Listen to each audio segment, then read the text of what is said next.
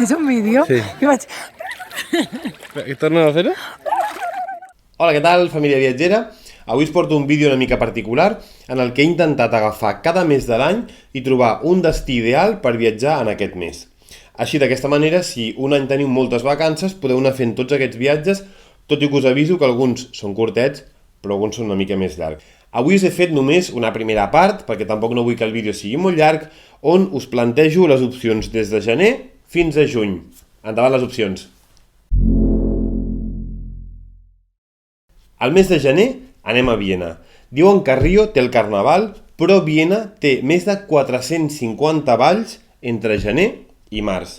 Moltíssimes oportunitats per anar a veure espectacles impressionants, fins i tot participar-hi si voleu, i també visitar una de les ciutats més elegants i més boniques d'Europa. Viena té l'òpera, té el Prater i té la Biblioteca Nacional, que és una de les biblioteques més boniques del món. Així que és un destí ideal per viatjar amb fred, sí, però et pots escalfar molt ràpid amb les xocolates calentes, els pastissos... Increïble. Al mes de febrer, si parlàvem fa un moment del carnaval, quin carnaval hi ha més famós, a part del de Rio, sinó el de Venècia, d'acord? Durant el mes de febrer es realitza des del segle XV al carnaval de Venècia, un carnaval on la gent porta les famoses màscares, que no mascaretes, i que es realitza, com deia, ininterrompudament des del segle XV, menys uns anys en què Mussolini ho va prohibir perquè deia que tenia por de que la gent, emparant-se amb anar emmascarats, poguessin planejar un atemptat. La ciutat és preciosa, ja només pels canals, les esglésies, els palaus, és un lloc impressionant, els ponts també, però a més, durant l'època del carnaval també hi ha les desfilades de les gòndoles i es fan un munt d'actes que realment val molt la pena anar-hi.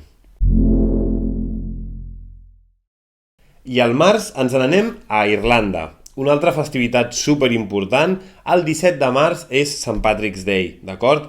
Jo en aquest cas us recomano molt que aneu a Dublín.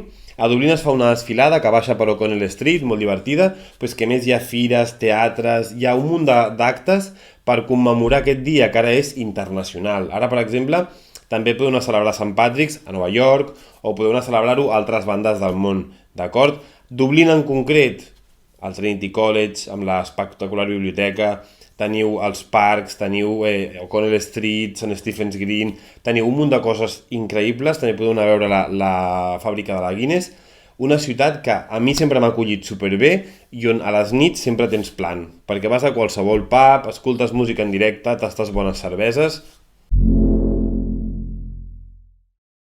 I us deia fa un moment sobre Nova York, doncs a l'abril ens n'anem a Nova York, perquè a l'abril és una època fantàstica perquè no fa tant de fred com en algunes èpoques de l'any, no fa tanta calor com en algunes altres, Central Park està florit, que és una cosa molt important i molt bonica, i si voleu anar a veure un partit de la NBA us assegureu que els Knicks encara no els han eliminat, perquè els últims anys no han tingut massa sort d'arribar a playoff.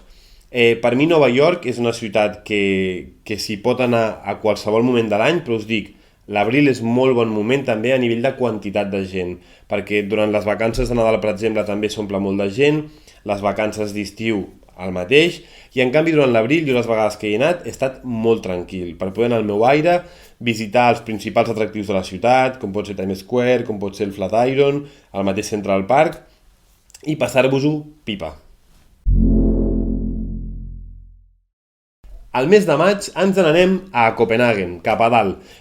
Copenhaguen és una ciutat que jo sempre dic que és una ciutat on tot és bonic, d'acord? Teniu l'Stroget, que és el carrer peatonal més llarg d'Europa, on mireu, trobeu edificis preciosos. És una ciutat neta, és una ciutat on ve molt de gust passejar-hi i fins i tot anar-hi en bicicleta, d'acord? Que això és una activitat també que a nivell de la gent que té criatures és molt recomanable.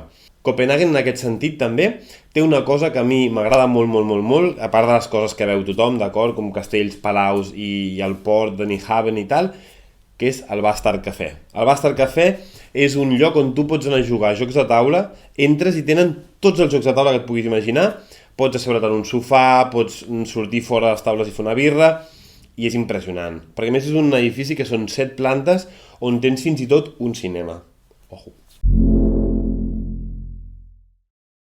I per acabar aquesta primera part, la ciutat d'Atenes, d'acord? Abans de que arribin els turistes, abans de que arribi la calor extrema, al juny ens n'anem a Atenes a visitar l'Acròpolis, a visitar el temple de Zeus Olímpic, a visitar tots els barris, d'acord? Com Plaka, Monastiraki, tots aquests barris tan interessants, pujar al Licabet i veure la posta de sol.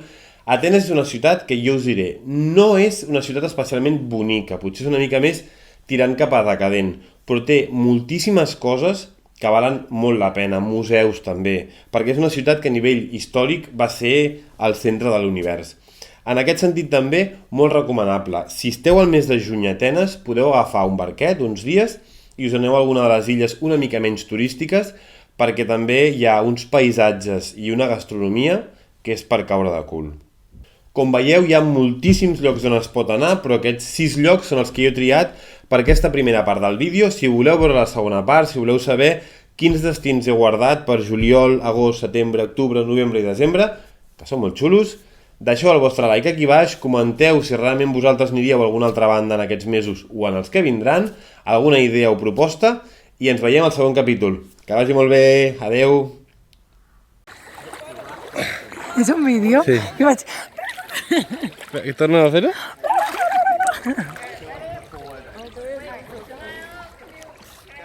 Està ple de meduses, totalment ple de meduses.